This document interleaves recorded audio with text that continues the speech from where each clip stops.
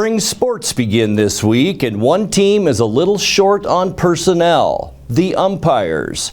Terry Ayton heads up the Wenatchee Valley Umpires Association, which hires paid officials to call balls, strikes, fouls, and penalties for youth sport events.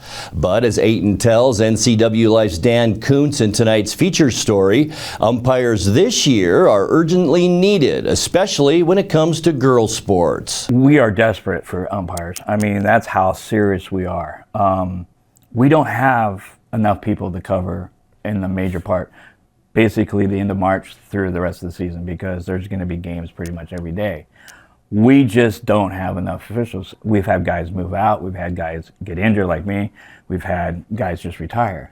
And I'm just asking people to come out and help us. The girls deserve it because we do have a quality array of girls that play the high school sports. They're very good because there's also a strong club presence as well. There is. That feeds into the high school programs, especially in fast pitch. Oh, fast pitch, and then we do the tournaments. We do slow pitch softball, and I've seen girls go from high school to the slow pitch leagues, and it's like, what are you doing here? Did you graduate? And it's like the girls are hungry, but they're a little bit timid about being an umpire because they see what I have to go through. See, that's the first thing I was going to ask you, Terry, because we associate umpires with guys.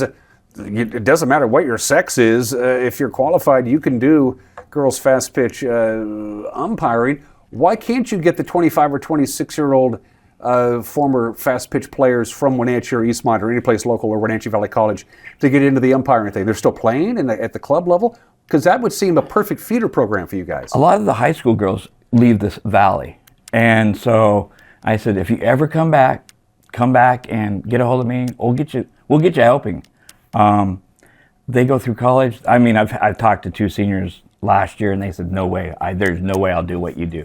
I do not want to get yelled at. And I said, you're one of the biggest yellers at me. I mean, I basically threw it right back at her. She was a really nice lady, but she's out of town going to college. A lot of these girls do not come back to the valley for a while. Football, they have a little bit more advantage because they get more attention. Girls softball is a prime sport for girls. Besides volleyball, that's going to be their next step to go. And I know a lot of volleyball players that come down and play varsity softball. The thing is, we just don't have the guys because, like I said, it's spring. Everybody wants to get out. Everybody wants to either go camping. I've got this to do. I got kids projects. I got this. And we understand family, and I can work around anything as long as I have the numbers. Because most times I only have 3 games. If I have 3 doubleheaders, I have to have 2 per game. Yeah. So that's 6 guys. And I'm never going to put you with an individual. I'll put you with a veteran official, and I may show up just to watch too to help you along. Because I know sometimes I've had a couple of new officials, they get nervous. Mm-hmm. And they go, I can't do this anymore. I go, why? He goes, I'm being yelled at. I said, it's part of the game. Get used to it. And that's one thing you have to get used to. We're trying to encourage people to consider the idea of officiating girls fast pitch high school softball and other softball leagues as they get into the summertime as well. Let's sell the idea of this might be something that people may be interested in doing. If you notice every coach in the valley, and I don't know if you've seen every coach, but I've talked to every coach, and they are really nice guys. Yeah, they get intense, and that's what they get paid for. Mm-hmm. But for the most part, most of my referees never have a problem with a coach. Never have a problem maybe with their hustle. Maybe the rules interpretation, and that's why you have to be in the book. And everybody goes, I got to read this book. Well, you don't read the whole book in one day because you're not going to remember what chapter 1 says. Mm-hmm. I tell people take it one step at a time.